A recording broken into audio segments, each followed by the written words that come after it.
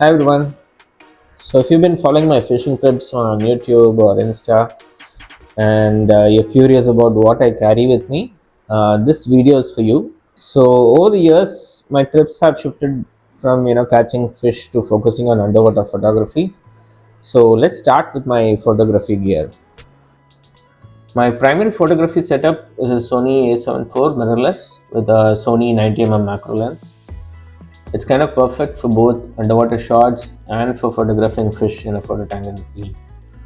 I especially like the flexibility to dial the ISO to around 3200 because it handles low light conditions well, and that's something that you will see as a challenge in the field.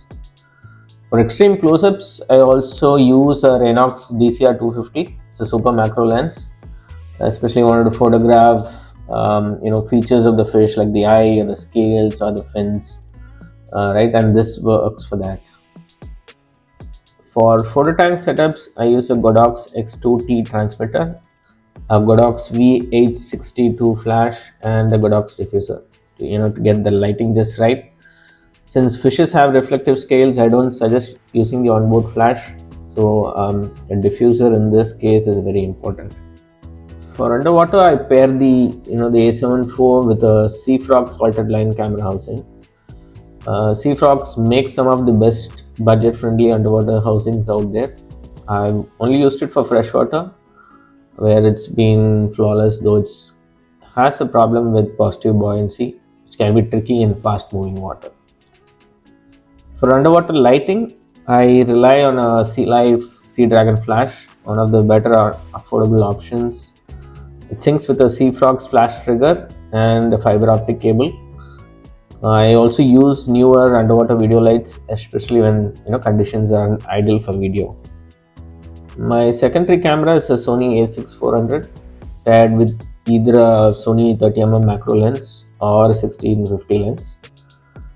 This setup gives me some flexibility. I can use the A7IV underwater while the A6IV handles photo tank shoots or underwater landscapes with its own Seafrog's housing. Fogging is a common issue with underwater housings, so I either use anti-fog sheets or capsules. I also carry these anti-fog wipes to keep the lenses and housings clear. A good tempered glass mask and snorkel are must-haves. Nothing beats watching fish in their natural world. Mine are from Decathlon, but choose what fits you best. Scissors and tape might seem odd for a fishing trip, but I use them to waterproof my phone for underwater video. I typically tape over the charging port and speakers to protect from water damage. For video, I carry a GoPro Hero 10 and more recently an Insta360 Ace Pro 2 as well. Just bear in mind that action cameras have a minimum focusing distance, about a foot, and are wide angled as well, so shooting macro videos require extra accessories.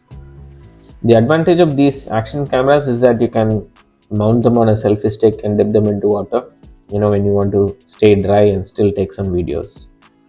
I also carry a portable photo tank for field photography. I've made them in different sizes with acrylic inserts for light or dark backgrounds. The floating bottom especially makes it easy to photograph bottom dwellers like loaches or catfishes. Finally, I bring breathing bags to transport fish. These allow gas exchange through the plastic, preventing oxygen related issues. I used to use cotton bags, but they're hard to find now, so I've switched to aquatic packaging. They work well for small to medium sized fish without sharp spines or air breathing habits. Don't forget to carry some rubber bands to tie up the breather bags, and also you can carry a headlamp, especially if you're going night fishing. Well, that's what's in my bag. Hope you found this useful. So if you have any more questions, do drop them in the comments and I'll try and answer them for you. Probably later I'll also add a checklist of things that you need to look out for when you're planning for a fishing trip as well. Thank you. Bye.